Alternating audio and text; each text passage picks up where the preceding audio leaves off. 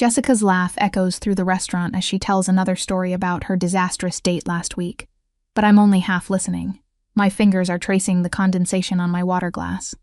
My mind's elsewhere, cataloging the exits, the people sitting too close, and the man at the bar who glanced my way twice. Old habits die hard when you've spent months looking over your shoulder. Megan, are you even listening? Lauren nudges my arm, her brown eyes full of concern behind thick-framed glasses. Sorry, what? I force myself to focus on my friends. These women who've known me since freshman year at Boston College, who've watched me slowly unravel over the past 8 months. I asked if you're okay. Lauren says quietly, while Jessica flags down our server for another round of drinks. You've been jumpy all night. I want to tell them everything. About Ryan showing up at my apartment building 3 times this week. About the flowers left on my doorstep with no card. About how I changed my phone number but he still somehow texts me from blocked numbers. Messages that alternate between loving and threatening so fast they give me whiplash. Instead, I just smile and say I'm just tired from that translation project. The Italian real estate contract was brutal. Jessica returns her attention to us, pushing a strand of blonde hair behind her ear. You work too hard. When's the last time you did something fun? Something that wasn't sitting alone in that apartment translating legal documents. I like my work, I protest, but it sounds weak even to my own ears. The truth is, I'm afraid to go out, afraid Ryan will be waiting, afraid of becoming the girl who lets fear control her life, which I suppose I already am. We finish dinner around 9, and I hug both of them goodbye on the sidewalk outside the restaurant. The November air bites through my jacket, promising winter's arrival. Jessica offers to share an Uber, but I decline. My apartment's only 6 blocks away, and I refuse to let Ryan take away my ability to walk through my own neighborhood. Lauren calls out, telling me to text them when I get home as they climb into their ride. I promise I always do, waving as they pull away. The walk starts out fine. The streets are busy with Friday night crowds, couples heading to bars, groups of friends laughing too loudly. There's safety in numbers. But as I turn onto the quieter residential blocks, the familiar anxiety creeps up my spine. I pull out my phone, pretending to text, but I'm really checking the camera app to watch behind me without obviously turning around. It's an old trick I learned from a self-defense blog. Nothing seems off, but that doesn't mean anything. Ryan's good at staying hidden when he wants to be. My building comes into view, a modest 4-story brick structure that's seen better decades. The streetlight out front flickers like it's considering giving up entirely. I climb the front steps, fumbling for my keys with hands that shake more than I'd like to admit. The lobby is empty and silent, except for the hum of the ancient radiator. Mrs. Harris from 2B usually watches game shows with her door open around this time, but tonight her apartment is dark and quiet. The elevator is broken again, so I take the stairs to the 3rd floor, my footsteps echoing in the concrete stairwell. When I reach my hallway, I stop. The apartment door is slightly open, just an inch, maybe less, but definitely not how I left it. I always check 3 times that the deadbolt is engaged before leaving. Always. Every nerve in my body screams to run, but my feet won't move. My hand shakes as I pull out my phone, my thumb hovering over the emergency call button. Maybe I forgot. Maybe I was distracted. Thinking about the dinner, about what to wear, about how to pretend everything's fine when it hasn't been fine in months. I push the door open slowly. My heart is hammering so hard I can feel it in my throat. The living room light is on. I definitely turned that off. Hello?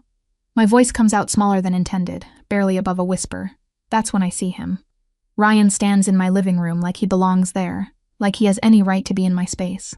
He's wearing the navy sweater I always hated, the one that made his eyes look cold instead of blue. His hands are in his pockets, casual, as if we're old friends meeting for coffee instead of him breaking into my home. Hey, Meg. He uses the nickname I told him not to use anymore, the one that feels like ownership instead of affection. I've been waiting for you. My hand tightens around my phone. But before I can move, before I can run or scream or do anything useful, a voice comes from my kitchen. She's not interested in talking to you. The voice is male, calm, and carries an authority that makes the air in the room shift. I turn and nearly drop my phone. A man emerges from my kitchen like he's simply been waiting for his cue. He's tall, easily over 6 feet, with the kind of build that suggests he could break someone in half if necessary. His dark hair is styled perfectly, not a strand out of place, despite the late hour. His eyes are the most striking feature, a deep brown that catches the lamplight and holds it, assessing everything in a single glance. He wears a black suit that fits him so precisely. It must be custom-tailored, the kind of clothing that whispers money rather than shouting it. There's something about the way he moves, Economical and controlled, like violence is always an option, but rarely necessary. Who the hell are you? Ryan's voice cracks slightly, his casual stance evaporating. The man doesn't answer Ryan. Instead, he looks at me and his expression softens just a little. Miss Collins, I apologize for the intrusion. My name is Franco Ricchetti. I've been monitoring your situation. My mind races, trying to place him, trying to understand why a stranger is in my apartment. Why he knows my name, why he's standing between me and my stalker ex-boyfriend like some kind of well-dressed guardian angel. Then it clicks. Ricchetti. I've heard that name before, whispered by the owner of Ristorante Bella, the upscale Italian restaurant in the North End, where I do occasional translation work, whispered with respect and something that might be fear. You need to leave, Ryan says, trying to reclaim some control, but his voice wavers. This is between me and my girlfriend. I'm not your girlfriend, I snap, finding my voice finally. We broke up 8 months ago, Ryan. You need to stop this. Franco takes a single step forward, and somehow that minimal movement makes Ryan take 2 steps back. The lady has made her position clear multiple times from what I understand. Restraining order, changed number, explicit requests to be left alone. How do you know? Ryan starts, but Franco cuts him off with a raised hand. I make it my business to know things, especially when they happen in my neighborhood. Franco's tone remains conversational, but there's steel underneath. Now, you have 2 choices. You can leave peacefully through the front door, or my associate can escort you out through a less pleasant exit. I recommend the first option. For the first time, I notice another man standing in my hallway just outside my open door. He's broader than Franco with the unmistakable bearing of someone who's been in fights and won them. He doesn't say anything. He doesn't need to. His presence is message enough. Ryan looks between Franco, the man in the hallway, and me. I can see the calculation happening behind his eyes. The same look he used to get before he'd switched tactics, trying to find the approach that would work. Fine, he says finally, putting his hands up in mock surrender. But this isn't over, Megan. We need to talk. You can't just... It's over, Franco interrupts quietly. And if you attempt to contact Miss Collins again through any method, you'll be having a very different conversation with me. And I'm considerably less patient than the police have been. Ryan's face flushes red, anger finally breaking through his carefully maintained control. You don't know who you're messing with. I have lawyers. Connections, I'm sure you do. Franco's expression doesn't change. Leave now. The man in the hallway steps aside just enough to create a path, and Ryan's storms past, his shoulder hitting the doorframe as he goes. I hear his footsteps pounding down the stairs, then the slam of the building's front door. The silence that follows feels almost as oppressive as Ryan's presence did. Franco turns to face me fully, and I'm suddenly aware that I'm alone in my apartment with a stranger. I'll buy it. One who just removed another stranger who broke in. My hand is still gripping my phone so hard my knuckles have gone white. I know you have questions, Franco says, his voice gentler now, and you have every right to be frightened. But I'm not here to hurt you. I'm here because someone needs to ensure your safety. And the conventional channels have clearly failed. How long have you been here? I managed to ask. In my apartment. About 3 hours. Your billionaire doorman is a friend. He called me when he saw your ex bypass the security and head upstairs. I've been aware of the situation for a few weeks now. A few weeks. He's been watching me, or having me watched, for weeks, and I had no idea the thought should terrify me. But instead I feel a strange mixture of violation and relief. Why? The question comes out as barely a whisper. Why do you care about some random translator you don't even know? Franco studies me for a moment, as if deciding how much to reveal. You're not random. You've been doing excellent work for Ristorante Bella. Giuseppe speaks very highly of your skills, your attention to detail. When he mentioned you seemed troubled, I looked into it. What I found concerned me. Giuseppe told you about me? I try to remember ever discussing personal matters with the restaurant owner, but I keep my work relationship strictly professional. Giuseppe noticed you looking over your shoulder, jumping at loud noises. The signs are obvious to those who know what to look for. Franco moves toward my door, giving me space. I deal in protection, Miss Collins. It's what I do. And when I see someone who needs protecting in my territory, I act. His territory. The words hang in the air, confirming what I suspected. Franco Ricchetti isn't just a concerned citizen or a friend of Giuseppe's. He's someone with power in this neighborhood. The kind of power that operates outside official channels. I should call the police, I say, but I don't move to do it. You should, Franco agrees, though I suspect you already know how that conversation will go. Your ex-boyfriend will claim the door was unlocked, that he knocked and you invited him in, that there was a misunderstanding. No forced entry, no witnesses. Just his word against yours. Again. He's right, and we both know it. I've been down this road before. The sympathetic officers taking my statement while clearly thinking I'm an overreactive ex-girlfriend. The restraining order that Ryan violates with impunity, because he's careful never to leave evidence. What do you want from me? I ask finally. Nothing, Franco says. Or rather, I want you to accept help, proper protection. Not just police reports that go nowhere, but actual security I can't afford. I'm not asking you to pay. He reaches into his jacket and I tense. But he only pulls out a business card. Plain white expensive stock with just a phone number embossed in gold. This is a professional offer, Miss Collins. Giuseppe is a business associate of mine. You provide him valuable services. Ensuring your safety ensures the continuity of that relationship. It's a lie, or at least not the whole truth. I can see it in the way he phrases it. Too formal, too careful, but I'm too tired and too shaken to push. What kind of protection? I hear myself asking. Immediate relocation to a secure location for tonight. Tomorrow we discuss longer-term solutions, security upgrades to your apartment, monitoring and legal assistance in building a case that will actually result in consequences for your ex-boyfriend. And if I say no? Franco slides the card onto my small entry table. Then I leave and you lock your door, and tomorrow morning you go back to looking over your shoulder. But the offer remains open. He gestures to the man still standing in my hallway. Anthony will wait outside until you decide. If you choose to accept, he'll drive you somewhere safe. If not, he'll ensure no one bothers you tonight, and then leave in the morning. Just like that. Just like that. Franco walks to my door, then pauses. For what it's worth, Miss Collins, you remind me of someone I cared about. Someone who needed help, but was too proud to ask for it until it was nearly too late. I failed her. I won't make that mistake again. There's genuine pain in his voice, quickly masked but present. It humanizes him. This polished, dangerous man who appeared in my kitchen like something out of a movie. Thank you, I say. Because what else is there to say for getting rid of Ryan? For all of this. Franco inclines his head slightly. You have my number. Use it. He leaves, his footsteps quiet on the hallway carpet. Through my open door, I watch him exchange a few words with Anthony. Too low for me to hear. Then he's gone, and I'm left standing in my violated apartment with a business card and a choice. I look around my living room. The same couch I've had since college. The bookshelf sagging under the weight of dictionaries and reference materials. The small desk by the window where I work. Everything familiar. Everything mine. Except now it feels contaminated by Ryan's presence and Franco's intervention. My phone buzzes. A text from Lauren. Home safe? I type back. Safe. Talk tomorrow. Then I pick up Franco's card, feeling the expensive weight of it, and add his number to my contacts. I don't call, not yet. But I stand there for a long time holding my phone, thinking about safety and pride, and how sometimes the latter is a luxury you can't afford. Finally, I walk to my door and look at Anthony, who stands at parade rest like a soldier, patient and alert. Can you really stay all night? I ask. Yes, Mr. Ricchetti's orders, and in the morning whatever you decide, ma'am. I nod slowly, then close my door and engage every lock I have. I know Anthony is still out there. I know Franco Ricchetti has just inserted himself into my life, in ways I don't fully understand yet. I know everything has changed in the span of an hour.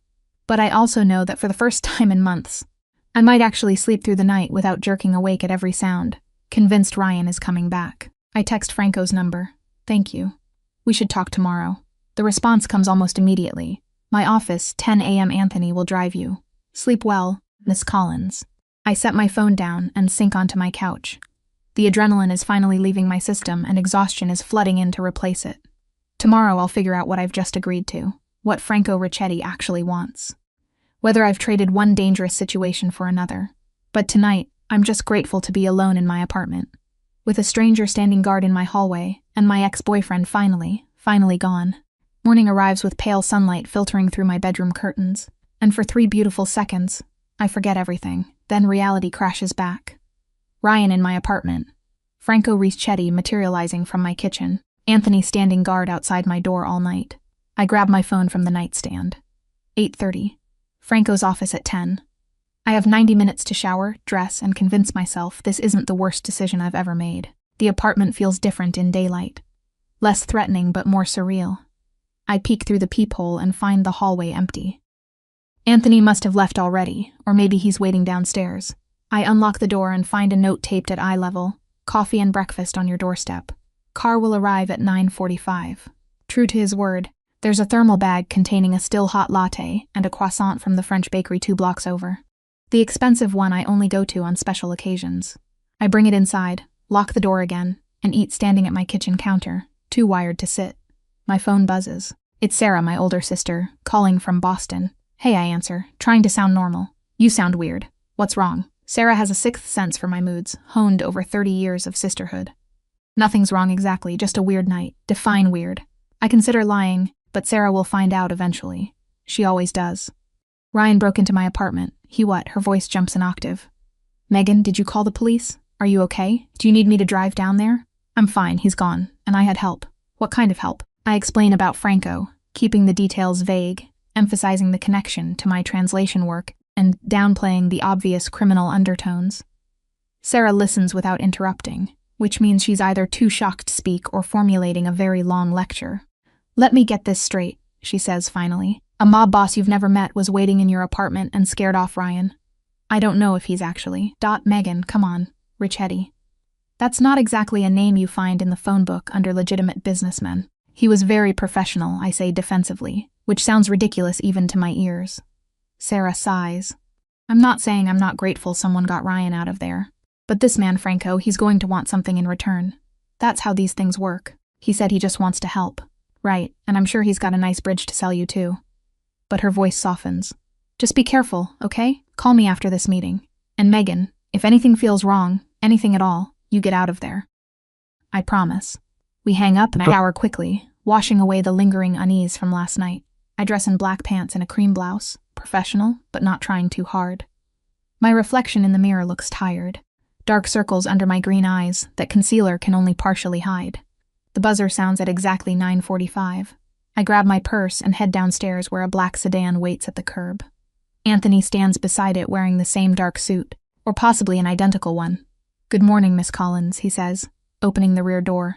Please, just Megan is fine. Yes, ma'am. He doesn't call me Megan. The drive takes 20 minutes through Saturday morning traffic. We head into the North End, winding through narrow streets, lined with Italian restaurants and cafes, until we stop in front of a 4-story brick building that looks like it might house offices or apartments. Anthony leads me inside, past a small lobby with marble floors and up a staircase with ornate iron railings. The second floor opens into a hallway with only 2 doors. Anthony knocks on the one marked private, then opens it and gestures for me to enter. Franco's office isn't what I expected. I imagined something dark and imposing, maybe some cliched Godfather aesthetic. And the space is bright with tall windows overlooking the street, furnished with modern furniture and warm woods and soft grays. Bookshelves line one wall filled with actual books rather than decorative spines. A desk sits near the windows, but Franco stands near a small seating area with a sofa and 2 chairs arranged around a low table. Miss Collins. He's wearing another perfectly tailored suit, this one charcoal, and he looks as rested as I feel exhausted. Thank you for coming. Please sit. I take one of the chairs, setting my purse on the floor beside me. Franco sits on the sofa across from me, close enough for comfortable conversation, but not invasively so. How did you sleep, he asks. Better than I have in months, actually. Good. Coffee? He gestures to a service tray I hadn't noticed on the table, complete with an espresso machine that looks like it belongs in a high-end cafe. I'm okay, thank you. I had the one Anthony left. He's efficient. Franco pours himself a small cup of espresso. Now, let's discuss your situation honestly. No sugarcoating, no games. Agreed. He takes a sip before continuing. Ryan Bennett, 29, works in pharmaceutical sales. You dated for 11 months. Broke up 8 months ago after his behavior became increasingly controlling. He's contacted you over 200 times since then, through various methods. Calls, texts, emails, social media. You filed 2 police reports and obtained a restraining order, which he's violated at least 6 times that you can prove. The casual recitation of facts I've never told him makes my skin prickle. You've been thorough. It's what I do. Ryan has a pattern, Miss Collins. You're the 3rd woman he's done this to. The first one moved to California to get away from him. The second one married someone else and he finally backed off, but not before slashing her tires twice. Jesus. I knew Ryan was obsessed, but hearing the pattern laid out like this makes it worse somehow. The police won't help because he's clever about staying just inside the line of legal harassment. The courts won't do anything because violations of restraining orders are misdemeanors at best. So, you're trapped in a cycle that only ends one of 3 ways. You leave the city, he finds someone new to fixate on, or something escalates to violence. Or I accept your help, I say quietly, which is option 4. Franco sets down his cup. Here's what I'm offering, temporarily. You move to a secure apartment I own 3 blocks from your current place. It's furnished, has better security, and will give you peace of mind while we work on permanent solutions. What permanent solutions? Security upgrades to your actual apartment so you can return safely. Legal assistance in building a stalking case that carries real consequences. And surveillance on Ryan that will document his behavior in ways that hold up in court. It sounds too good to be true, which means it probably is. And what do you want in return? Franco leans back slightly, considering. Honesty. I told you last night that Giuseppe speaks highly of your work. That's true. I also told you that you remind me of someone. That's also true. He pauses. My brother's wife, Lucia. She had a stalker years ago. We didn't take it seriously at first. Thought it would blow over. By the time we realized how dangerous he was, it was too late. She survived, but barely. My brother didn't. The pain in his voice is genuine, unguarded for just a moment. I'm sorry. It was 2 years ago. Their son, Carlo, lives with me now. He's 6. Franco's expression softens when he mentions the child. What I want in return, Miss Collins, is to not fail someone again. I want to use the resources I have to solve a problem the system can't or won't solve. That's all. But you run a criminal organization. I say it directly. I need to hear his response. I run several businesses, some of which operate outside legal frameworks. I don't deal drugs. I don't traffic people. I don't hurt anyone who doesn't hurt my family or territory first. He meets my eyes steadily. I'm not asking you to approve of everything I do. I'm asking you to accept help that's freely given. Nothing's free. Fair point. Call it payment for services rendered. Your translations for Giuseppe are excellent. This is a retention bonus to ensure continued quality work. It's a face-saving excuse, and we both know it, but I appreciate the offer. I think about Ryan's face last night, the cold calculation in his eyes. I think about 8 months of fear of changing my routines, of looking over my shoulder constantly.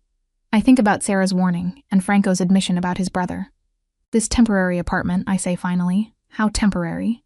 As long as you need it. A week, a month, whatever it takes to feel safe in your own place again.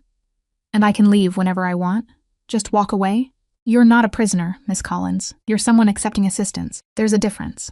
I pull out my phone and text Jessica and Lauren, having coffee with a new security consultant. Long story, will explain. Check in with you this afternoon. Both respond within seconds with thumbs up and stay safe messages. Okay, I say, looking back at Franco, I'll try it. 1 week to start. Then we reassess. Franco extends his hand across the table. 1 week. His handshake is firm and warm. And when he releases my hand, I feel like I've just stepped over some invisible line I can't quite define. Anthony will take you back to your apartment to pack essentials, Franco says, standing. The secure location is ready now. You can move in today if you'd like or wait until tonight. Today works.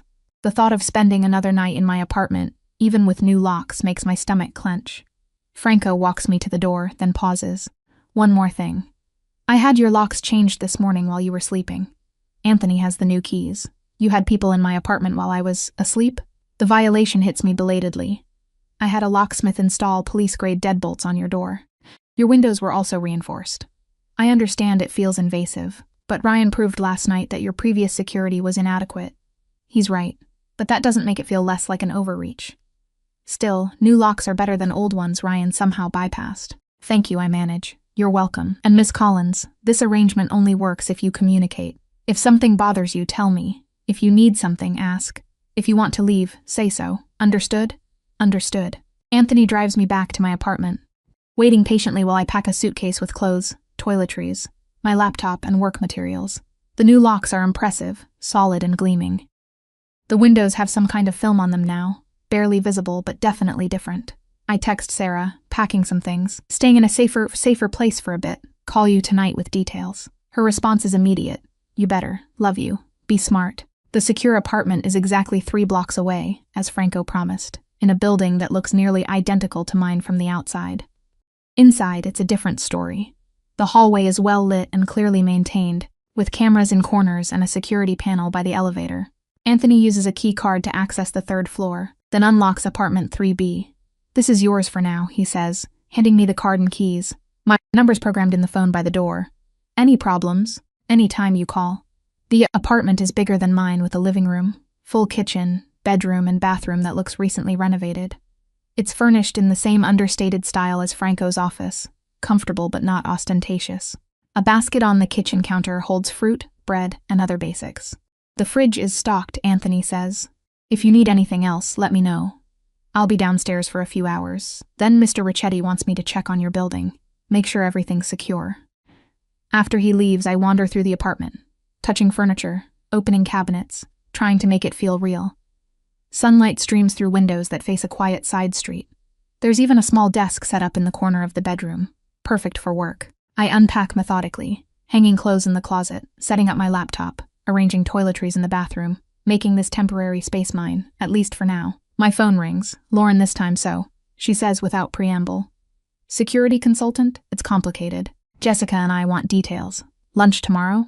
Yeah, that would be good. Actually, I need to talk to both of you. We'll come to you. Text us the address. After we hang up, I stand at the window, watching people walk past on the street below. Normal people doing normal Saturday things, completely unaware of the strange parallel world I've just entered.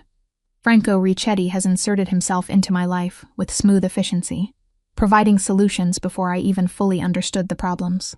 Part of me wants to be grateful, part of me wants to run.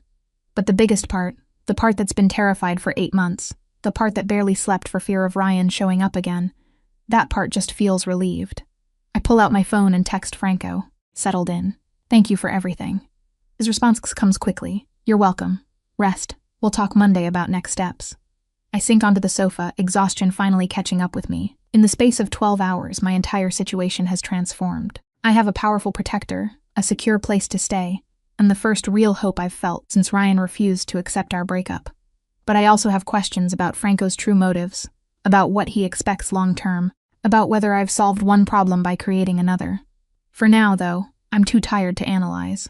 I'm just grateful to feel safe, even if that safety comes with complications I don't yet understand. 7 days pass in a strange rhythm that's both unsettling and oddly comforting. I work from the secure apartment, translating documents for my regular clients, maintaining the semblance of a normal life. But Franco Ricchetti has become a daily presence, checking in each evening around 6. Always polite, always keeping just enough distance to avoid feeling invasive. Tonight marks 1 week exactly since Ryan broke into my apartment. Franco arrives precisely on schedule, carrying takeout from a Thai restaurant I mentioned liking during one of our conversations. He's traded his usual suit for dark slacks and a black sweater that makes him look less intimidating and somehow more real. I thought you might be tired of cooking, he says, setting the bag on my kitchen counter. I was actually about to order pizza for the 3rd time this week. So, yes, thank you. I grab plates from the cabinet, my movements becoming familiar in this space that's starting to feel less temporary. We eat at the small dining table, and the conversation flows easier than it did at the beginning of the week. Franco asks about my translation work and seems genuinely interested when I explain the nuances of translating legal Italian versus conversational Italian. I ask about his businesses, and he's surprisingly forthcoming about the legitimate ones. The restaurant, a construction company, real estate holdings throughout the North End. My grandfather came here from Sicily in 1952, Franco says, twirling pad thai onto his fork. Started with nothing. Built a life through hard work and some less legal opportunities. By the time my father took over, we diversified. More legitimate enterprises, less street-level operations. And you're continuing that transition, I observe. Trying to. Changes. Organizations that don't adapt die. He pauses. My brother understood that better than I did. He was the one who wanted Carlo to grow up in a different world than we did. It's the first time Franco's mentioned his brother voluntarily. What was his name?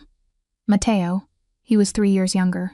Smarter, kinder, everything I should have been. The grief in Franco's voice is raw. He married Lucia when they were both 23.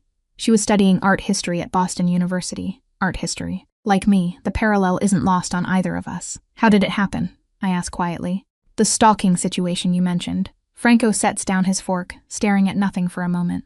Lucia had a colleague who became obsessed. Started small. Extra attention, gifts she didn't want. Then it escalated. Following her home, showing up at family events. We told her to report it, get a restraining order, do everything by the book. She did. It didn't matter. I wait, sensing he needs to finish this. One night, Matteo came home early from work and found the guy in their house. There was a fight. The stalker had a knife. Franco's jaw tightens. Matteo died protecting Lucia. The stalker went to prison, but that doesn't bring my brother back. Doesn't give Carlo his father back. I'm so sorry, Franco. I tell you this because I need you to understand why I'm helping you. It's not about control or obligation. It's about not watching someone else's life be destroyed when I have the power to prevent it. Before I can respond, my phone buzzes. A text from Jessica. Still on for lunch tomorrow? Lauren and I are dying to see this new place. I'd invited them over for Sunday lunch, wanting my friends to see that I'm okay, that this arrangement is working. Franco notices my expression. Friends coming over? Tomorrow afternoon. Jessica and Lauren. Is that okay? Megan, this is your apartment while you're here. You don't need my permission to have guests. But he seems pleased that I asked. After we finish eating and clean up together, Franco doesn't immediately leave like he usually does. Instead, he walks to the window overlooking the street, hands in his pockets. I need to show you something, he says. Tomorrow night if you're willing. It's not required, and you can absolutely say no. What kind of something? There's a cultural event in the North End. A fundraiser for the Italian Community Center, supporting recent immigrant families. Music, food, networking. I attend every year, and this year, I thought you might enjoy it. You'd also be able to meet some of the people I work with in a completely non-threatening context. It's an invitation to step further into his world, to be seen publicly with him. That's significant, and we both know it. Will there be other women there, or will I be the only one accompanying I search for the right word. Boss? Franco supplies with a slight smile. Yes, there will be other couples. Some business associates, some purely social. It's a legitimate community event, Megan. Not a scene from a movie. Then yes, I'd like to go. Good, he turns from the window. We'll leave at 7. Dress however you're comfortable, though it tends toward semi-formal. After Franco leaves, I call Sarah as promised. We've been talking daily since the situation with Ryan, and she's been cautiously supportive of the arrangement with Franco. So, he's bringing you to a community event, Sarah says. That's big, Meg. That's introducing you to his world. I know. Is that a bad thing? I don't know. How do you feel about him? The question catches me off guard because I haven't let myself fully examine the answer. He's been nothing but respectful, kind even. He listens when I talk, remembers details. Yesterday, he had someone bring me a specific brand of tea I mentioned liking once. And he's gorgeous and powerful and saving you from your psycho ex, Sarah adds. Classic recipe for confusing gratitude with attraction. I'm aware of that possibility. But you're attracted anyway. I sink onto the couch, pulling a throw pillow against my chest. Maybe. I don't know, it's complicated. Everything about this situation is complicated. Megan, just be careful, okay? Guard your heart at least as much as he's guarding your safety. Sunday morning, I make a quick, supervised visit to my original apartment to pick up a few more clothes. Anthony drives me and waits while I go inside. The new locks and window reinforcements are impressive, and knowing Franco had this done makes me feel both protected and aware of how much power he's wielding on my behalf. I find a deep burgundy dress that hits just below the knee, elegant but not overly formal, perfect for tomorrow night's event. As I'm packing it, I notice an envelope slipped under my door. My blood runs cold until I open it and find a note from Mrs. Harris, my elderly neighbor, asking if I'm okay and mentioning she hasn't seen me in days. I knock on her door and spend 20 minutes assuring her. I'm fine, just staying with a friend temporarily for safety reasons. She doesn't pry, just pats my hand and makes me promise to be careful.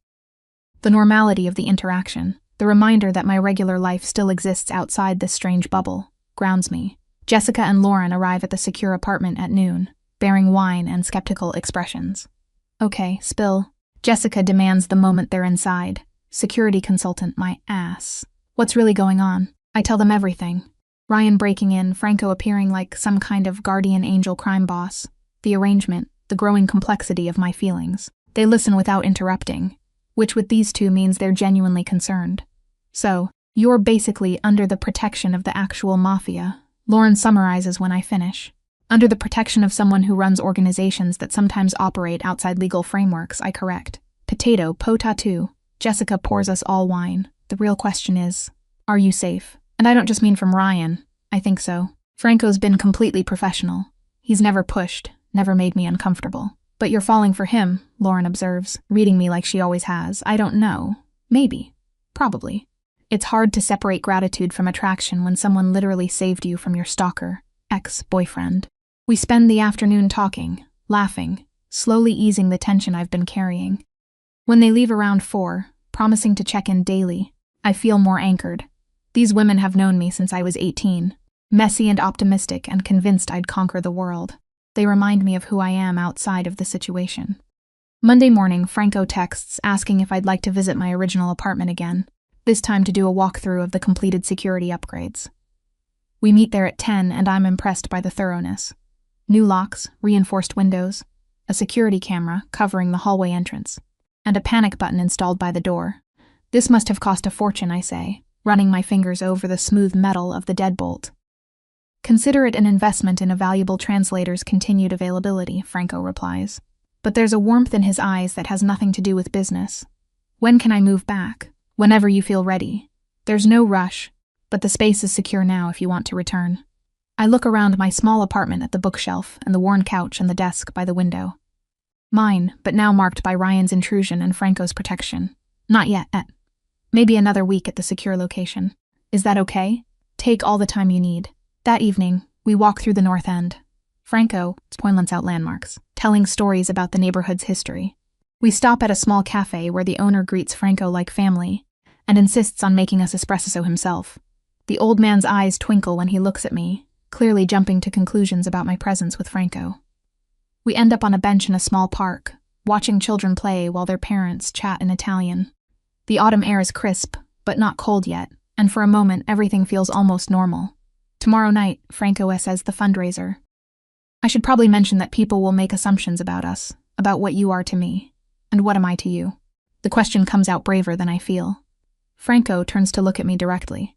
Those dark eyes intense and honest. Right now, someone I'm protecting, someone I enjoy spending time with, someone who reminds me that there's more to life than obligation and control. And tomorrow night, what will they think I am? Someone important to me. Someone under my protection, which in my world means something specific. It means you're not to be touched, not to be threatened, not to be disrespected.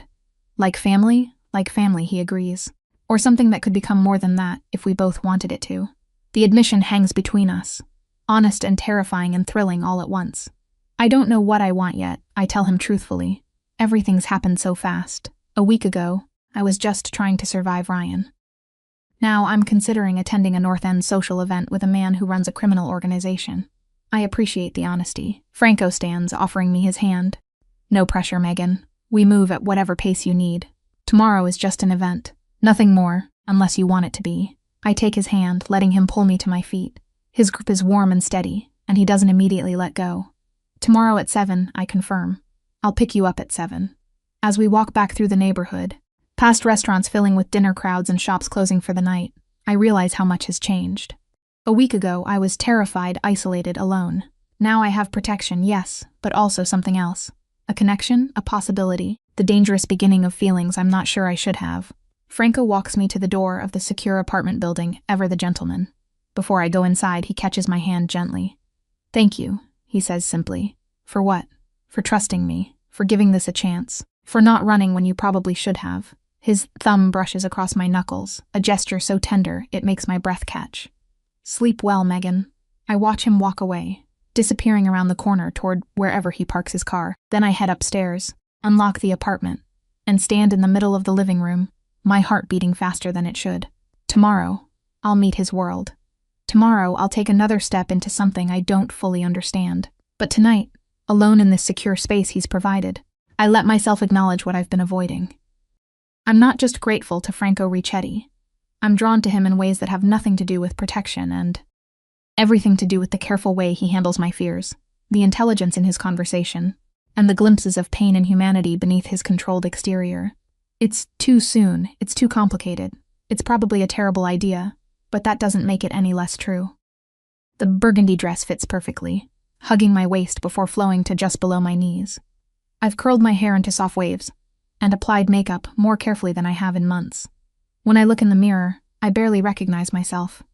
Not because I look so different, but because I look alive again. Not haunted, not scared, just a woman getting ready for an event with someone who makes her feel safe. Franco arrives at exactly 7, and the look on his face when I open the door makes all the effort worthwhile. He's wearing a charcoal suit with a burgundy tie that almost matches my dress, and I wonder if that was intentional or a happy coincidence. You look beautiful, he says simply, offering his arm. You clean up pretty well yourself. The drive to the North End takes 15 minutes, and Franco fills me in on what to expect. It's at the Italian Community Center on Hanover Street. About 200 people, a mix of families and business associates. There will be food from local restaurants, music, a silent auction to raise money for immigrant assistance programs, and everyone there will know who you are. Most will. Some are friends from childhood. Some are business connections. Some are just community members who respect what my family does for the neighborhood. He glances at me.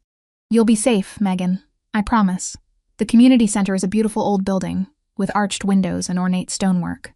Inside, it's been transformed with white lights strung across the ceiling, round tables covered in white linens, and a small stage where a quartet plays Italian standards. The room buzzes with conversation in English and Italian, the air rich with the scent of garlic and basil and fresh bread. Heads turn when we enter. Not obviously, but I feel the shift, the awareness rippling through the crowd. Franco keeps his hand at the small of my back, proprietary but gentle, guiding me through clusters of people toward the bar. Champagne, he asks, please. While he orders drinks, I scan the room. The attendees are exactly as Franco described.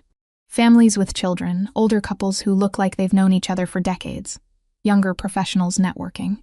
Nothing sinister, just a community gathering. But I also notice the way certain men nod to Franco with particular respect, the way their wives assess me with keen interest. Franco hands me a glass and introduces me to the first group. Giuseppe, Carla, this is Megan Collins. She's the translator I mentioned, the one who's been doing such excellent work for the restaurant. Giuseppe, the owner of Ristorante Bella, greets me warmly. His wife Carla is a tiny woman with sharp eyes and a warm smile. So, you're the one, she says in lightly accented English. Giuseppe has been singing your praises for months. Says you understand the soul of the language, not just the words. That's kind of him, I manage, flushing slightly, and now Franco has good taste as well as good business sense. Carla adds, her eyes twinkling. The implication is clear and completely intentional. We move through the room, Franco introducing me to what feels like half of Boston's Italian community. There's Antonio Bellini, who owns a construction company, Maria and Thomas Santoro, who run a nonprofit helping recent immigrants navigate legal and social services. Dr. Lucia Costa, who operates a clinic in the neighborhood. Each introduction comes with Franco's hand remaining at my back. Each conversation includes careful assessment from his associates. I'm not naive. These people are trying to figure out who I am to Franco, what my presence here means. Some glances are curious, others calculating, but no one is rude, and most seem genuinely welcoming once they realize I can hold basic conversations in Italian. Your Italian is excellent, Maria Santoro comments after we discuss the challenges of medical translation. Where did you study? Boston University for my degree, then a semester in Florence. I've been keeping up with it ever since through work and personal interest. Florence is beautiful, she says with genuine warmth. My family is from Tuscany originally. You must miss it every day, I admit, and it's true. Those 6 months in Italy remain some of the happiest of my life. Franco excuses us to get food from the buffet, which is overflowing with catered dishes from North End restaurants. Fresh mozzarella and tomatoes, pasta in half a dozen styles, roasted vegetables, grilled meats, and desserts that make my mouth water just looking at them. We find seats at a table with 2 other couples Franco introduces as lifelong friends, people he grew up with in the neighborhood. The conversation flows easily, touching on local politics, community issues, upcoming holidays. It's so normal that I almost forget Franco's other life, the part that operates in shadows and unspoken agreements. Then someone mentions a recent dispute between 2 restaurant owners that was resolved amicably, and one of the men glances at Franco with unmistakable gratitude. Franco just nods once, and the subject changes. The exchange lasts maybe 5 seconds, but it's a reminder. These people respect Franco not just as a community member, but as someone who wields real power. After dinner, the music shifts to something more upbeat, and couples begin dancing. Franco stands and offers his hand. I should warn you, I'm not a great dancer, I say. Neither am I, but we'll survive. On the dance floor, he pulls me close, but not uncomfortably so. One hand at my waist, the other holding mine. We sway more than actually dance, moving to the rhythm of a classic Italian love song I half recognize. Thank you for coming tonight, Franco says quietly. I know it's not easy being on display like this. It's not as bad as I thought it would be. Everyone's been nice. They're good people. Most of them anyway. They take care of their own, protect their community. It's why I do what I do. I look up at him, this complicated man who's inserted himself into my life so completely. Do you ever wish you could just walk away from all of it? Have a normal life? Franco considers the question seriously. Sometimes. But this is my family's legacy, my responsibility. Carlo's future depends on the choices I make now, and honestly, I don't know if I'd be any good at normal. You're good at this. I gesture around the room. Community. Connections, making people feel valued. That's the easy part. It's the rest that gets complicated. The song ends, and before another can begin, A small commotion near the entrance draws attention. A man has arrived, clearly late, and he's making his way through the crowd toward Franco. He's older, maybe 60, with silver hair and an expensive suit. But it's his expression that catches my attention. Urgent, worried. Franco tenses beside me, his body language shifting from relaxed to alert in an instant. "Excuse me," he says, guiding me back to our table before crossing to meet the man halfway. They speak quietly, too low for me to hear. But I watch where Franco's face harden. He glances back at me once, then nods to the man and returns to the table. "I'm sorry," Franco says, his tone apologetic but firm. "There's something I need to handle. It's not dangerous, just business that requires immediate attention. Anthony will drive you home, and I'll call later, if that's acceptable. Is everything okay? It will be just an issue that can't wait." He cups my cheek briefly, a gesture so tender it takes my breath away. "I'm sorry to cut the evening short. I understand. Go do what you need to do." Franco signals to Anthony, who appears instantly at my side. As Franco leaves with the silver-haired man, I catch fragments of their conversation, something about O'Sullivan and a message. The name sends a chill through me. I remember Franco mentioning the O'Sullivan family, an Irish organization, in the context of Ryan's debts. The connection between Ryan and his stalking and whatever just pulled Franco away from this event hits me suddenly. Anthony drives my back to the secure apartment in silence. Inside, I change out of my dress into comfortable clothes and make tea, trying to process the evening. The event itself was wonderful. I'd enjoyed meeting people, speaking Italian, feeling like part of something larger than myself. But the abrupt ending reminded me that Franco's world contains elements I'm not privy to, dangers I only glimpse in moments like that urgent conversation. My phone rings around 10. Franco's name on the screen. "Are you okay?" I ask immediately. "I'm fine, just finishing up some business." I wanted to apologize again for leaving. "You don't need to apologize. I understand you have responsibilities. I don't want you to think I abandoned you. That's not." He pauses, searching for words. "You matter, Megan, more than I probably should admit. Tonight meant something to me having you there. My heart does something complicated in my chest. It meant something to me, too." "Good. That's good." He sounds relieved. "I'll see you tomorrow. I have something I'd like to discuss with you." "What kind of something?" "Nothing bad. Just an invitation, an opportunity. We'll talk in person." After we hang up, I sit on the couch with my cooling tea, thinking about the evening, about Franco's friends and associates, the way they welcomed me, the sense of community that permeates the North End. About the moment on the dance floor when everything felt simple and possible. And about the sudden departure that reminded me, nothing about this situation is truly simple. My phone buzzes with a text. Not Franco this time, but an unknown number. "Saw you tonight with Richetti. Interesting choice, Megan. Does he know about us? About everything we shared? You can't hide behind him forever." "R. Ryan." Somehow Ryan knows where I was tonight, who I was with. The security of the past 2 weeks evaporates in an instant, replaced by the familiar cold fear. I screenshot the message and immediately call Franco. He answers on the first ring. "What's wrong?" I read him the message, my voice shaking slightly. How did he know?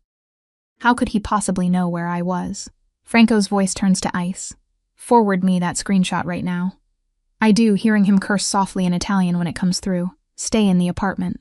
Don't open the door for anyone except Anthony. I'm sending him there now, and I'm going to make some calls." "Franco, what does this mean?" "It means Ryan's behavior is escalating, which we expected. It also means he has either been following you, which seems unlikely given the security, or he has information about my activities, which is concerning for different reasons. The O'Sullivan family. You mentioned Ryan owes them money." There's a brief silence. "You're perceptive." "Yes, there's a possibility this is connected to larger issues, but that's my problem to solve, not yours. Your problem is staying safe, which means following my instructions. Can you do that?" "Yes." "Good. Anthony will be there in 10 minutes. Tomorrow we need to discuss next steps, including possibly accelerating some plans I had for dealing with Ryan permanently." "Permanently?" "Legal," Franco clarifies. "I promise you, Megan, everything I do will be within bounds that won't come back to hurt you. But this ends soon. He's not going to terrorize you anymore." After Franco hangs up, I pace the apartment, adrenaline making it impossible to sit still. The beautiful evening has curdled into something dark and threatening. Ryan's message wasn't just harassment. It was a demonstration of reach, a reminder that he's still out there, still watching, still fixated. When Anthony arrives, he does a full sweep of the apartment, checks all the locks, and then positions himself in the living room with a clear view of the door. "Mr. Richetti wants me here tonight," he says. "I'll be on the couch. You try to get some sleep. I don't think I can sleep after that message. Understandable. But you're safe here, Miss Collins. I guarantee it. I retreat to the bedroom, but leave the door open, comforted by Anthony's presence in the other room. I lie in bed, fully clothed, phone in hand, jumping at every small sound. Around midnight, Franco texts. Ryan's phone has been tracked to South Boston. Someone's with him. Possibly O'Sullivan Associates. I'm handling it. You're safe. Trust me. I want to ask what handling it means. I want to know exactly what Franco's doing and how it involves the mysterious O'Sullivan connection. But I also know that some questions are better left unasked. That plausible deniability exists for reasons. Instead, I text back. I trust you. Be careful. His response is immediate. Always. Sleep, Megan. Tomorrow we talk about permanent solutions. I finally drift off sometimes after 2. Exhausted by fear and adrenaline and the emotional whiplash of the evening, I dream of dancing with Franco in the community center. But in the dream, the music distorts and Ryan appears at the edges of the crowd, watching. Always watching. When I wake Sunday morning, Anthony is still on the couch, alert despite the early hour. He's on the phone speaking quietly, and when he sees I'm awake, he ends the call. Mr. Ricchetti wants to meet you at your original apartment at 11, Anthony says. He has news about your situation. Good news, he wants me to tell you. What kind of good news? He'll explain in person, but the immediate threat has been addressed. I shower and dress in jeans and a sweater armor against whatever this day brings. When Anthony drives me to my original apartment at 11, Franco is already there, leaning against the hallway wall outside my door. He looks tired but satisfied, the expression of someone who's accomplished something difficult. Come inside, he says, unlocking my door with the keys I'd given him for the security upgrades. We need to talk about what happens next. Inside my apartment, Franco gestures for me to sit on the couch while he remains standing, pacing slightly like he's organizing his thoughts.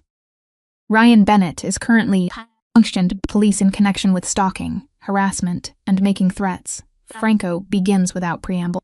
They have documentation of over 300 attempted contacts, evidence of breaking into your apartment, and as of last night, proof that he's been working with individuals associated with organized crime to gather information about you and me. How did you get all that? I have people who are very good at documentation, and Ryan made mistakes last night. Mistakes that gave us everything we needed to build a case that will actually stick. The O'Sullivan family. Franco nods. Ryan owed them $50,000. They offered to forgive the debt in exchange for information about me, specifically about people I care about, who might be used as leverage. You became that person when you appeared with me last night. The implications make me cold. They were planning to use me against you. They were considering it. But that situation has been resolved. His tones suggest I shouldn't ask how. What matters is that Ryan's association with them, his attempts to gather intelligence, and his continued harassment of you after multiple warnings now constitute a pattern that the legal system can't ignore. So, he'll be arrested? He's being arrested as we speak. The charges are serious, Megan. Federal stalking charges, conspiracy, violating restraining orders. He's looking at real prison time, not just probation or fines. Relief floods through me, so intense I feel dizzy. It's really over. Franco sits beside me on the couch, taking my hand. It's really over. Ryan won't be able to contact you from jail. And by the time he gets out, if he gets out anytime soon, you'll have moved on with your life completely. I realize I'm crying, tears of relief streaming down my face. Franco pulls me against his chest, holding me while I shake with the release of months of accumulated fear. Thank you, I whisper against his suit jacket. Thank you for ending this. You're welcome. But Megan, we need to talk about what this means about us. I pull back to look at him, wiping tears from my cheeks. What do you mean?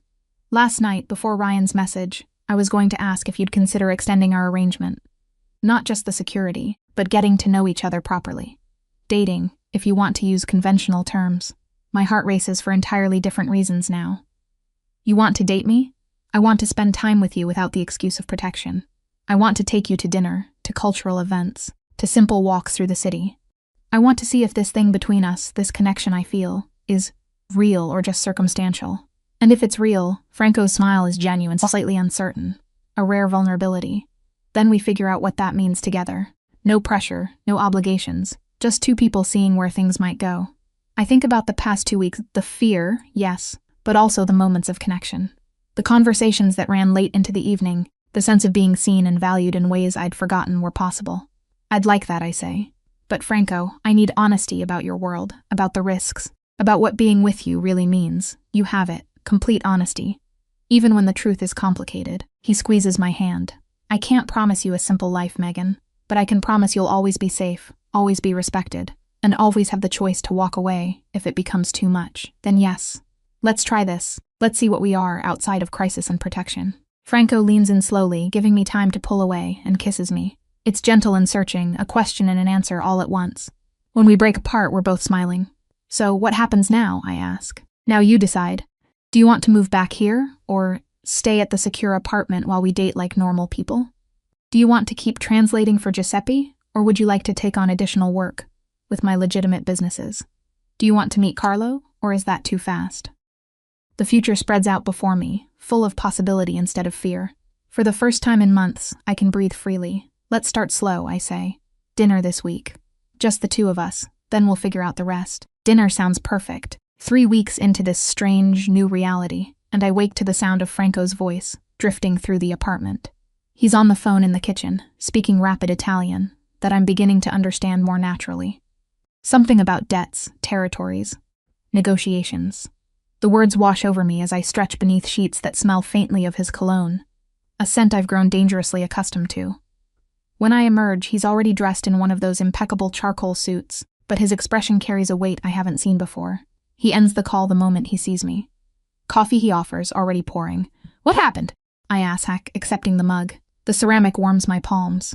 Franco leans against the counter, and for a moment, he looks every bit the dangerous man I know he is. My investigator confirmed everything. The O'Sullivan family offered Ryan full debt forgiveness, $50,000 erased completely, if he delivered information about my operations, or brought you to them as leverage. The coffee suddenly tastes bitter. Me specifically. You specifically. His jaw tightens. They know you matter to me. That makes you valuable. I should feel afraid. Instead, anger sparks hot in my chest. So, what do? We. He raises an eyebrow, something almost like pride flickering across his features. I'm meeting with the O'Sullivan leadership today, making it abundantly clear that you're under permanent protection of the Richetti family. Untouchable. Can I come? Absolutely not. But his tone softens. This is my world handling its own politics. They'll respect the boundary once it's established. Or they'll face consequences they can't afford. 4 hours later, Franco returns looking satisfied but exhausted. He doesn't offer details, just pulls me close in a way that feels less like protection and more like need. It's handled, he murmurs against my hair. O'Sullivan backed down, but Ryan's now a liability to them too. He failed, which makes him dangerous to everyone. That should comfort me. It doesn't. The next afternoon, Franco asks if I want to meet Carlo properly. Not just a brief mention or passing introduction, but actual time together. I agree before I fully process what I'm agreeing to. Carlo is small for 6, with Franco's dark hair and eyes that seem far too old for his face. He watches me cautiously from behind Franco's leg when we arrive at the main house, a sprawling place in a neighborhood that radiates old money and older secrets. Carlo, this is Megan, Franco says gently, crouching to the boy's level. Remember I told you about her. The child nods but doesn't speak. I kneel down too, making myself less imposing. Hi, Carlo. Your uncle tells me you like building things. A tiny spark of interest. Legos. I used to build Lego cities when I was younger, I say honestly. Could you show me what you're working on? It takes 20 minutes, but eventually Carlo leads me to his room at a space that's clearly been designed with love. Shelves of books, art supplies organized in bins, a window seat overlooking a garden, and Legos. So many Legos. As Carlo explains his elaborate spaceship construction, I glance back to see Franco watching from the doorway. The expression on his face isn't the controlled mask he shows the world. It's unguarded, vulnerable. He looks at this child like Carlo is his entire universe. Did you lose someone? Carlo asks suddenly, his small voice cutting through my thoughts. I blink. What? Uncle Franco lost my dad, his brother. He gets sad sometimes, but pretends he doesn't. Carlo fits 2 pieces together with focused precision. You have the same sad eyes, out of the mouths of children. I swallow hard. Yeah, I lost someone. My mom when I was 15, a long time ago, but it still hurts sometimes. Carlo considers this, then hands me a Lego brick. You can help build the engine room. We spend 2 hours constructing spaceships and talking about everything and nothing. Carlo tells me about school, his favorite teacher, how Anthony lets him sit in the front seat sometimes, but only in the driveway. He tells me Franco reads to him every night, even when he's busy, and that his uncle makes the best pancakes, but terrible grilled cheese. When Franco finally says it's time for Carlo's homework, the boy hugs me without hesitation. Small arms wrap around my waist, trusting and warm. Can Megan come back? He asks Franco. If she wants to, Franco says, looking at me. I want to, I hear myself say. That evening, Franco takes me to a restaurant I recognize. Upscale Italian, the kind with tablecloths that cost more than my monthly grocery budget. But we're not here to eat. We're here because 3 men in expensive suits are waiting at a corner table. Associates, Franco murmurs as we approach. People I trust with my life, and I'm trusting them with yours. The introductions are formal. Luca, older with silver threading his temples. Marcus, younger but with eyes that miss nothing. And Sal, somewhere in between with a handshake that's firm but not aggressive. Gentlemen, this is Megan Collins, Franco says, his hand resting at the small of my back. She's important to me. Permanently. The word choice is deliberate. I feel it in the way the 3 men's expressions shift. Recognition settling in. Pleasure to meet you properly, Miss Collins, Luca says smoothly. Franco's told us about your work as a translator. Impressive credentials. We talk business, surprisingly. They ask intelligent questions about language acquisition, cultural nuances in Italian regional dialects, the difference between translating text versus interpreting conversation. They treat me like I have value beyond being Franco's. Whatever I am. When we leave, Franco's hand finds mine. You handled that perfectly. Were they testing me? Absolutely. He smiles, rare and genuine. You passed. The call from Sarah comes 2 days later, her voice tight with controlled panic. Megan, I need you to stay calm. Ryan called me. I don't know how he got my new number, but he did. My blood runs cold. What did he say? That he knows I'm your sister, that he just wants to talk to you, that he's worried about you being manipulated by dangerous people. Sarah exhales shakily. I told him to lose my number and hung up. Then I called you immediately. You did exactly right, I tell her, even as my hands start trembling. I need to tell Franco. Megan, what have you gotten into? I'll explain everything. Are you safe? Is Marcus safe? Her husband, steady and kind, probably has no idea his wife just got dragged into this mess. We're fine, but I'm coming to visit this weekend. I need to see you're okay with my own eyes. Franco's response when I tell him is immediate and controlled. He makes 3 phone calls in Italian, each one progressively more tense. Then he turns to me. Sarah and her husband will have discreet security from the moment they leave via Boston until they return. They won't see them, but they'll be protected. Is that necessary? Ryan is desperate, Megan. Desperate men do desperate things. He cups my face gently. I won't risk your family, any of it. Sarah arrives Friday evening with Marcus, both of them looking wary. My sister takes one look at the apartment, at Franco standing in the kitchen, and her protective instincts flare visibly. But Franco disarms her systematically. He's respectful, calling her Miss Collins until she insists on Sarah. He asks about Marcus's work as an architect, engages in genuine conversation about structural engineering. He cooks dinner, a pasta carbonara that makes Sarah grudgingly admit it's the best she's ever had. So, Sarah says finally, wine glass in hand, "You're the mafia boss protecting my little sister." Sarah, I protest. But Franco doesn't flinch. I am, and I understand your concerns. If I were in your position, I'd have many questions. Just one, actually. Sarah leans forward. Do you care about her? Really care? Not just as a responsibility or whatever this started as. Franco looks at me, and everything he hasn't said out loud lives in that gaze. More than I thought I was capable of caring about anyone except Carlo. The honesty of it steals my breath. Sarah studies him for a long moment, then nods slowly. Okay. But I'm calling once a week, Megan. Non-negotiable. Deal, I whisper. That night, after Sarah and Marcus are settled in the guest room, Franco and I stand on the apartment balcony. The city sprawls below us, lights like scattered diamonds. Thank you, I say quietly, for how you handled tonight, for protecting Sarah. She's your family. That makes her my responsibility, too. I turn to face him fully. 3 weeks ago, this man was a stranger. Now he's. Everything feels too tense, too fast, but also inevitable, like gravity. Franco, he kisses me before I finish, and it's different from the brief kiss in the kitchen days ago. This is deliberate, consuming, a question and answer all at once. His hands frame my face like I'm something precious, and I lean into him, letting myself fall completely. When we break apart, his forehead rests against mine. Tell me this is what you want. Not because you need protection, not because you're grateful, because you want this. Want me. I want this, I breathe. I want you, it terrifies me, but I want it. Good, he murmurs, because I'm not letting you go. Later, much later, I lie in Franco's bed with his arm around me, his breathing deep and even in sleep. My phone glows with a text from Sarah. He really loves you, I can see it. Be careful, but I think you'll be okay. I close my eyes, feeling the steady rhythm of Franco's heartbeat against my back, and let myself believe it. 4 weeks into this nightmare, and the call comes at 6 in the morning. Franco's phone buzzes against the nightstand, pulling us both from sleep. I watch as his face shift from peaceful to stone-hard in seconds as he answers in clipped Italian. When he hangs up, his knuckles are white against the phone. Ryan tried to get to Carlo at school yesterday. Security stopped him, but he escaped before police arrived. The words hit me like ice water. Not Carlo. Anyone but that innocent child who builds Lego spaceships and asks questions about sadness with eyes. Too knowing for 6 years old.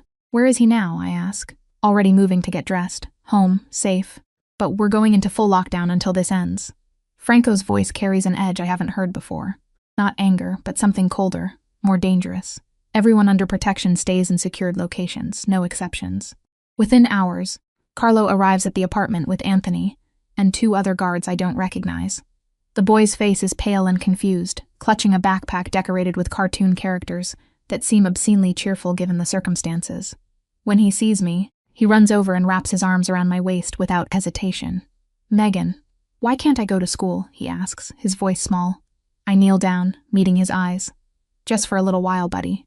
Your uncle wants to make sure you're extra safe right now because of the bad man. Children see more than we give them credit for. Yeah, because of the bad man. But you're safe here with us, okay? I promise. Franco watches this exchange, his jaw tight. Later, when Carlo's occupied with his toys in the living room, Franco pulls me aside. I need you to stay here too. Don't leave this building for any reason. No, the word comes out firmer than I intend. I'm not sitting here doing nothing while Ryan escalates. I can help, Franco. Let me help. This isn't a negotiation. Yes, it is. I step closer, refusing to back down. I have skills you need. I speak Italian. I can interpret communications your team intercepts. Ryan's working with O'Sullivan's people, and some of them use Italian in their operations. You told me that yourself. Franco studies me, conflict playing across his features. Protection versus partnership. Control versus trust. If I let you do this, he says slowly, you follow every security protocol. No arguments, no exceptions. Deal. The work starts immediately. Franco's tech specialist, a thin man named David, who rarely makes eye contact, sets up equipment in the study. Intercepted phone calls, text messages, email fragments, all flowing through from various sources within Franco's network. Some of it's in English, but crucial pieces are in Italian, often deliberately obscure. I spend hours listening to recordings, translating coded phrases. The package arrives Thursday actually means a weapons shipment. Meeting the cousins for dinner refers to a sit-down with rival family members. It's exhausting, meticulous work, but I lose myself in it. Finally, I'm not just the protected. I'm actively fighting back. 3 days into the lockdown, I find it. A conversation between 2 O'Sullivan associates discussing an event in vague terms, but the Italian phrases they use tell a different story. They mention Il Gala di Carità, the charity gala. Franco's hosting one next week, a high-profile event he can't easily cancel without looking weak or scared. They're planning something at your gala, I tell Franco, pulling him into the study. Listen to this part. I play the recording, translating as it goes. The men discuss positioning, timing, creating chaos to send a message. One mentions Ryan specifically. Il Cane Rabioso, the rabid dog, they're using him as their weapon. Expendable and desperate. Franco's expression darkens with each word. They're going to use Ryan to attack the gala. Make it look like a lone stalker while O'Sullivan benefits from the chaos. Can you cancel it? No. Canceling shows weakness, and weakness invites more attacks. He paces, his mind clearly working through scenarios. But we can use this. Set a trap. Over the next 2 days, we plan meticulously. Franco coordinates with his security team and carefully selected police contacts. Officers who owe him favors or share mutual interests in keeping organized crime from spiraling into public violence. The gala will proceed as scheduled, but with layers of hidden protection. Plainclothes officers mixed with guests, sniper positions on surrounding buildings, exit routes mapped and secured. And me. Franco wants me nowhere near the event, but I push back hard. Ryan's obsessed with me, I argue. If I'm there, he'll focus on me. Predictable. You can control that. Absolutely not. I won't use you as bait. I'm not asking permission, Franco. I soften my tone, reaching for his hand. I'm telling you, I'm doing this with or without your approval. We end this now. Together, or it never ends. The word together shifts something in his face. He closes his eyes, exhales slowly. When he looks at me again, it's with resignation mixed with something deeper. Respect, maybe. Or fear of losing me. If we do this, you wear a wire. You stay in Anthony's sight at all times. The second anything feels wrong, you leave. Those are my terms. I can live with those terms. Carlo, blessedly unaware of the specifics, accepts our explanation that he's staying with Franco's most trusted associate and his family for a few days. People who have a big house and 3 dogs. The distraction works well enough. As we say goodbye, Carlo hugs me tight. "You're coming back, right?" he asks. "Of course I am. I promised I'd help you finish that spaceship, didn't I?" The night of the gala arrives wrapped in unseasonable warmth. I wear a dress Franco had delivered. Deep burgundy, elegant without being flashy. It makes me feel like I'm playing a role in someone else's life. Anthony fits me with the wire, a tiny microphone barely visible beneath the fabric. "You stay close to the east wall," Anthony instructs, his usual quiet demeanor intensified by focus. "That gives you the clearest exit routes and best sightlines for our team. Mr. Ricchetti will remain visible but mobile. If anything happens, we move first. You follow." The venue is stunning. A converted warehouse turned art gallery space with exposed brick, soft lighting, and enough wealthy donors to fund several charities over. I recognize some faces from news articles, others from previous events I've attended with Franco. Everyone smiles, drinks champagne, pretends this is just another glamorous evening. Franco appears at my side, devastating in a black suit that probably costs more than my entire year's rent used to. "You look beautiful," he murmurs, his hands settling at the small of my back and terrified. "Can you blame me? No, but you're the bravest person I know." He leans in, his lips brushing my ear. "This ends tonight, then we can finally breathe." The first hour passes without incident. I make small talk with donors, accept compliments on my dress, and sip water, pretending it's wine. Franco works the room like the professional he is, shaking hands, making connections. To anyone watching, it's a perfect evening. Then I see him, Ryan, dressed in a catering staff uniform, moving along the far wall with a tray of empty glasses. He looks thinner than I remember, his eyes sunken and fevered. When his gaze finds mine across the room, something in his expression shifts. Triumph mixed with madness. I don't run. Instead, I touch the wire, a subtle signal to the team monitoring. Franco's already moving, having spotted Ryan seconds after I did. But Ryan's faster than expected, abandoning the tray and pulling something from his jacket. A gun. Small caliber but deadly enough in a crowded room. Panic ripples through nearby guests as they register the weapon. Ryan moves toward me, singularly focused, and I force myself to stand still. Predictable, I remind myself. Be predictable so they can control this, Megan. Ryan's voice cracks across the space. "You need to come with me now. These people are lying to you, manipulating you." Ryan put the gun down. I keep my voice steady, watching Anthony approach from Ryan's blind spot. "This isn't going to end the way you think. You don't understand. I'm trying to save you." He's close now, maybe 15 feet away, close enough that I can see his hands shaking. "He's dangerous, Megan. He'll destroy you like he destroys everything." Anthony moves fast, efficient, disarming Ryan before he can fully react. The gun clatters across the polished floor as Anthony forces Ryan down, knee in his back. Other security personnel materialize from the crowd, and suddenly uniformed police are there too, moving in with practiced coordination. Ryan struggles, screaming incoherently about conspiracies and corruption. As they haul him upright, cuffing his hands, he looks at me one last time. Not with anger or obsession anymore. Just emptiness. "I loved you," he says, pathetic and broken. "No," I reply quietly. "You never did. You don't even know what that word means."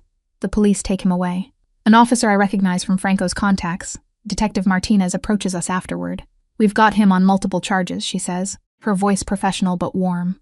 "Breaking and entering, stalking, unlawful possession of a firearm, attempted assault. Plus, when we searched his apartment earlier today with a warrant, we found evidence of communications with known criminals. Federal charges are likely. He won't see freedom for a very long time, Mr. Ricchetti." Franco nods, his hand finding mine. "Thank you, Detective." As the gala slowly returns to normality, or the appearance of it, Franco guides me out to a quieter hallway. His composure finally cracks, pulling me into his arms so tightly I can barely breathe. "Don't ever do that again," he says against my hair. "Don't ever put yourself in danger like that for me. For us, I correct. I did it for us. For Carlo. For the life we're trying to build." He pulls back enough to look at me, and in his eyes I see everything he hasn't said. Fear, relief, and a love so fierce it's almost frightening. "I can't lose you. You understand that? I can't. You won't." I cup his face, feeling the tension in his jaw. Ryan's gone. O'Sullivan backed off. "It's over, Franco. It's finally over, is it?" His voice drops lower, because my world doesn't stop having dangers just because this one's resolved. There will always be something, someone, some threat. Can you live with that? Really live with it? The question hangs between us, heavy with implication. This is the moment of truth. The choice between safety and love, between the life I knew and the life I'm choosing. Yes, I say without hesitation, because I'm not living without you. Whatever comes, we face it together. He kisses me then, disparate and relieved, and I taste the fear he'd been holding back all night. When we break apart, his forehead rests against mine. Together, he repeats like a vow. Always together. Later, after we've collected Carlo from his temporary guardians and returned home, the three of us sit in Franco's living room. Carlo, exhausted and confused by the disrupted routine, falls asleep curled between us on the couch. Franco's arm wraps around both of us, protective and possessive. This is what I was afraid of, he admits quietly, carrying this much, having this much to lose. But you have it now, I reply, resting my head on his shoulder. We both do, and that's worth the fear. He kisses the top of my head, his hand gently smoothing Carlo's dark hair. Yeah, he murmurs, it really is. The art gallery is a fortress disguised as a sanctuary of culture. From the outside, it looks exactly like what the invitation promised. An exclusive evening for a new sculptor, complete with valet parking and a red carpet that bleeds onto the damp pavement. But I know better. I know that the man parking the black sedan 3 cars down is wearing a tactical vest under his jacket. I know the waiters circulating with trays of champagne are Anthony's men, their eyes scanning waistbands and pockets instead of empty glasses. And I know that I am not here to admire marble statues. I am here to be hunted. Breathe, Franco whispers against my ear, his hand resting on the small of my back. His touch is the only thing grounding me to the floor, which feels like it's tilting beneath my heels. You are trembling. I'm terrified, I admit, keeping my voice low. The wire taped to my chest itches against my skin, a constant physical reminder of the danger we're courting. He's going to come, isn't he? He really believes I'm here to meet him. He believes what he wants to believe. That is his weakness and our advantage. Franco's thumb strokes the silk of my dress, a rhythmic motion that contrasts with the lethal alertness in his eyes. He looks devastating tonight, a king in a bespoke tuxedo. But the predator beneath the polish is closer to the surface than I have ever seen. Anthony has the perimeter. I have you. Nothing touches you tonight, Megan. Not even a shadow. I nod, forcing my shoulders to drop. We move into the main hall, a cavernous space with high industrial ceilings and stark white walls that make the art pop with aggressive clarity. The crowd is a mix of Franco's legitimate business associates, curious socialites, and undercover officers who stick out to me only because I know what to look for. To anyone else, they are just bored husbands dragging their feet. For an hour, we play the part. I smile until my cheeks ache. I translate pleasantries for an elderly Italian investor who pretends not to speak English. I sip sparkling water that pretends to be Prosecco. But every time the Helve glass doors at the entrance swing open, my heart hammers against my ribs like a trapped bird. Then the shift happens. It's subtle, a ripple in the energy of the room. Anthony, standing near a sculpture of a twisted torso, touches his earpiece. He doesn't look at us, but his posture stiffens. He's here, Franco says, softly. He doesn't need an earpiece to know. His instincts are tuned to a frequency of danger I am only just beginning to hear. Nor entrance. He bypassed the valet. Is he armed? We have to assume yes. Remember the plan, Megan. Do not engage until he commits. We need the threat to be undeniable for the warrant to stick. I swallow the lump of acid in my throat and separate from Franco. This is the hardest part. To be the bait, I have to be alone. I walk towards the quieter section of the gallery, a narrow corridor displaying smaller busts. My heels click on the polished concrete, counting down the seconds. The air here is cooler, the noise of the party fading into a distant hum. I stop in front of a piece called The Fall. It's fitting, Megan. The voice is ragged, familiar in a way that makes my skin crawl. I turn slowly, fighting the urge to run, forcing myself to stay in the spotlight of the track lighting. Ryan stands 10 feet away. He looks nothing like the man I dated briefly in college. Nothing like the polished professional he pretended to be. He looks eroded. His clothes are disheveled, a jacket that's too big for him, and his eyes are wide, darting frantically around the empty corridor before locking onto me with a terrifying intensity. You came, he breathes, stepping closer. A smile twists his face, but it doesn't reach those feverish eyes. I knew you would. I knew you'd understand eventually. Ryan, I say, my voice steady despite the adrenaline flooding my system. You need to leave. You can't be here. No, you don't get it.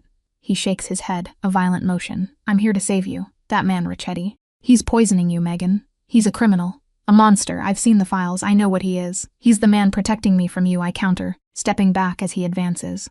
Every step he takes is being recorded. Every word is being transmitted to the team waiting in the wings. You broke into my house, Ryan. You threatened my sister. You tried to get to a 6-year-old child. That's not love. That's sickness. His face contorts, the smile vanishing into a snarl of rage. I did what I had to do to wake you up. You think you have a choice? You think he loves you? He owns you. I'm the only one who sees you, Megan. The real you. He's close now. Too close. I can smell the stale sweat and desperation on him. He reaches into his jacket pocket and time seems to liquefy, slowing down to an agonizing crawl. I see the glint of metal. Come with me, he commands, his voice rising to a shout. He pulls the gun, a small black pistol that shakes in his grip now. Or I swear to God, I'll make sure no one else can have you. Drop the weapon. The command booms from everywhere and nowhere. Ryan flinches, spinning around, but it's too late. The trap snaps shut. Franco steps out from behind a partition, his movement fluid and silent. He has a gun trained on Ryan, steady as stone. Simultaneously, Anthony and 3 other men materialize from the shadows of the gallery, blocking every exit. They don't shout, they don't panic. They are professionals dismantling an amateur. "It's over, Bennett," Franco says, his tone conversational, almost bored, which is more terrifying than any scream. "Put it down before you make a mistake you won't live to regret." Ryan looks wild, cornered. He swings the gun back toward me, his hand trembling violently. "Stay back. I'll kill her, I'll do it." I don't move, I stare at him, refusing to give him the satisfaction of my fear. "You've already lost, Ryan. Look around you. You betrayed me," he screams, tears streaking down his flushed face. "I did everything for you. I took the money from O'Sullivan for you to get us away.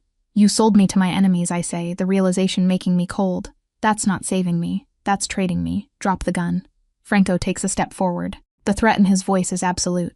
Ryan sobs, a broken, pathetic sound, and for a second, I think he's going to fire. I see his finger tighten on the trigger, but Anthony is faster. He moves with a speed that blurs the air, striking Ryan's wrist with a baton I didn't even see him draw. The crack of bone is audible. Ryan screams, the gun clattering across the floor, sliding harmlessly toward the wall. Before he can draw a breath, he is face down on the concrete. Anthony's knee is pressed into his spine, his hands wrenched behind his back. "Clear?" Anthony barks. The gallery doors burst open, not with guests, but with uniformed police officers. Detective Martinez is at the front, her badge catching the gallery lights. They swarm the corridor, a sea of blue uniforms, taking custody of the broken man on the floor. I lean back against the wall, my legs suddenly turning to water. The adrenaline is crashing, leaving me hollow and shaking. Franco is there instantly. He holsters his weapon and pulls me into him, shielding me from the sight of Ryan being hauled to his feet. His arms are a vice, holding me together when I feel like I might shatter. "I've got you," he murmurs into my hair. "I've got you. Look at me." I look up. His eyes are dark, searching mine for damage. "Is it over?" I ask, my voice barely a whisper. "Yes." He turns me slightly so I can see. Ryan is being read his rights. He looks at us as he's dragged away, but the fire is gone from his eyes. He looks small and defeated. The monster under the bed turned out to be just a sad, dangerous man with delusions of grandeur. "The O'Sullivans?" I ask. "They've already disavowed him," Franco says grimly. "I received confirmation 10 minutes ago. They released a statement claiming no knowledge of his actions. They're cutting a rotting limb to save the body. Ryan is alone. He'll go to federal prison for a very, very long time." I watch until the doors close behind the police. The gallery is quiet again, save for the low murmur of the security team clearing the scene. I don't feel triumph. I don't feel happy. I just feel heavy. The weight of the last month, the fear, the looking over my shoulder. It's gone, leaving a vacuum that aches. "Let's go home," Franco says. He doesn't ask if I want to stay for the police report. He knows I'm done. The ride back to the apartment is silent. Anthony drives, his eyes constantly checking the mirrors, old habits dying hard. I sit in the back with Franco, my head resting on his shoulder, his hand encompassing mine. The city lights blur past, streaks of neon and gold in the rain. When we get inside, the silence of the apartment feels different. It's no longer a fortress, it's just a home again, but the air is thick with things unsaid. I kick off my heels and walk to the large window overlooking the skyline. My reflection in the glass looks ghostly. Pale, eyes wide, red dress like a wound. Franco comes up behind me. He's taken off his jacket and holster, discarding the armor of the night. He wraps his arms around my waist, pulling me back against his chest. We stand there for a long time, watching the city breathe. "You were brave," he says finally. The vibration of his voice travels through my back. "Braver than anyone I know. But I hated every second of it." "I had to do it," I reply, turning in his arms to face him. I couldn't live waiting for the other shoe to drop. We needed to end it. We did. He reaches up, tracing the line of my jaw with his knuckles. But it came close. Too close, when he pointed that gun at you. His mask cracks just for a fraction of a second, revealing a depth of terror that stops my heart. If I had been a second slower. If Anthony hadn't moved. But you weren't, and he did. I cover his hand with mine. We trusted the plan. We trusted each other. Trust. He repeats the word like it's foreign. In my world, trust is usually what gets you killed. With you, it's the only thing keeping me alive. He leans his forehead against mine. The intimacy of the moment is overwhelming. The adrenaline has faded into exhaustion. But beneath that, there is a simmering heat. We survived. We walked through the fire and came out the other side, scarred but standing. What happens now? I ask, the question that has been haunting me since the beginning. Ryan is gone. The threat is neutralized. Does that mean? I trail off, unable to voice the fear that now that the danger is over, the reason for us being together is gone too. Franco pulls back, his grip on my waist tightening. Megan, look at me. I meet his gaze. It's fierce, possessive, stripped of all pretense. You think this ends because the threat is gone? He shakes his head slowly. You walked into a gunfight for me. You put your life in my hands. You are not a guest here anymore. You are not a client. You are mine and I am yours. That doesn't change because the police took Bennett away. Your world is still dangerous, I whisper. O'Sullivan backed down, but there will be others. There's always others. Yes, he admits without hesitation. He doesn't lie to me. He never has. My world is dangerous. It is violent and complicated and often ugly. I cannot promise you safety every single day. I cannot promise that we will never be afraid again. He pauses, his thumb brushing my lower lip. But I promise you that you will never face it alone. I promise that I will burn this city to ash before I let anyone harm you. And I promise that if you stay, if you choose this, I will spend every day making sure you don't regret it. I look at him, this man of violence and discipline, of bespoke suits and hidden guns, who builds Lego sets with his nephew and remembers how I take my coffee. I think about the safety of my old life, the predictability of it. It seems colorless now, distant. I don't want safe, I say, the realization solidifying in my chest. I tried safe. It didn't stop a stalker from breaking into my house. It didn't give me this. I press my hand over his heart. I choose this. I choose you. Franco lets out a breath he seems to have been holding for weeks. He kisses me then, not with the desperate urgency of the balcony, but with a slow, claiming deepness. It's a seal, a contract signed not in blood but in breath. Start, he murmurs against my mouth. Tomorrow we bring Carlo home. We tell him he can go back to school. We have dinner. We live, I echo. Outside, the rain begins to fall again, washing the streets clean. Inside, the lights are warm. The gun is locked away. The nightmare is over. But as I stand there in the arms of the Mafia boss who saved me, I know that the real story, our story, is just beginning. It won't be easy. It won't be simple. But for the first time in my life, I'm not looking for the exit. I'm exactly where I'm supposed to be. 2 months have passed since the gallery, and I still wake up some mornings waiting for the adrenaline to hit. But today, the only thing racing is my heart as I unlock the door to my own apartment. The scent of fresh paint and lemon cleaner greets me, a sharp, clean smell that has replaced the lingering memory of fear. Franco stands behind me, holding the last box of my books. He doesn't step inside immediately, respecting the boundary of this moment. This is my reclaiming, my territory restored. It looks different, I say. Walking into the living room, the walls are a warmer shade of cream. The furniture is rearranged to catch the morning light better. New security system, Franco points out, nodding toward a discreet panel by the door. Reinforced locks. Shatterproof glass on the balcony doors. Subtle but impenetrable. Thank you, I murmur, running a hand over the back of my sofa. It feels solid, real. You don't have to stay here tonight, he reminds me, his voice low. My place is. Well, it's quiet without you. I turn to face him. He looks out of place in my modest living room. Too tall, too expensive, too dangerous for this world of IKEA furniture and throw pillows. Yet looking at him, I don't see the mafia boss who commands armies. I see the man who spent last Tuesday helping me decipher a particularly tricky translation of a 17th century Venetian contract. I know, I say, stepping closer until I can rest my hands on his chest. But I need to know I can. I need to know this part of my life still fits. And does it? I think so. But maybe it needs a little adjusting. I smile, rising on tiptoes to kiss him. I'll come over for dinner tomorrow. Carlo promised to show me his new school project. He relaxes, the tension I hadn't realized he was holding draining from his shoulders. He asks about you every morning. Is Megan coming? Did you call Megan? It's relentless. He's a good kid. We're lucky. The we hangs in the air, comfortable and promising. Life settles into a rhythm that is both strange and wonderful. Jessica and Lauren adjust to this new version of my life, with the same blunt affection they've always had, trading the panicked daily check-in texts for memes about overprotective men and screenshots of apartment listings I'm never actually going to move into now. I maintain my independence, taking on translation projects, meeting deadlines, paying my own bills, but the edges of my world have expanded to include Franco's. I attend dinners with his family, not as a translator or a protected witness, but as his partner. His aunt, a formidable woman named Zia Rosa, who cooks like an angel and judges like a magistrate, eyed me suspiciously for exactly 3 visits before deciding I was worth feeding. Now she piles my plate high with osso buco and asks when I'm learning to make proper gnocchi. She likes you, Franco observes one Sunday, watching me try to decline a 3rd serving of tiramisu. She told me I need to eat more if I'm going to handle you. I laugh, leaning back in my chair. Apparently, you're molto impegnativo. Very demanding. Is that so? He grins, stealing a bite of my dessert. I think I've been very patient. Saint-like, I agree dryly. But beneath the domesticity, the reality of his world remains. I see it in the way Anthony scans every room we enter before nodding us forward.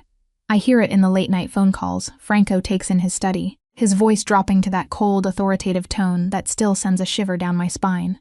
He keeps his promise, though. He never hides it. If there's a threat, I know. If there's a conflict, he explains the stakes. Transparency is our compromise. Sarah visits again in October, bringing Marcus. This time there's no tension, only curiosity. We meet for brunch at a bistro in the Seaport district, neutral ground, bright and airy. You look settled, Sarah says, studying me over her mimosa. Different. Stronger. I feel stronger, I admit. It's not the life I imagined, Sarah. It's complicated. But it's mine. And him? She glances at Franco, who is deep in conversation with Marcus about structural renovations on a historic building. He treats you well. Better than anyone ever has. He sees me. Not just the version of me that's easy to handle, but the messy, stubborn parts, too. Sarah nods, satisfied. Then I'm happy. Worried, because I'm your big sister and it's my job, but happy. 2 weeks later, Franco picks me up from a client meeting. The car isn't the usual armored SUV, but a sleek vintage convertible he rarely drives. The top is down, the autumn air crisp and smelling of fallen leaves. Where are we going? I ask as he heads out of the city, away from our usual haunts. Somewhere quiet. I need to ask you something and I don't want an audience.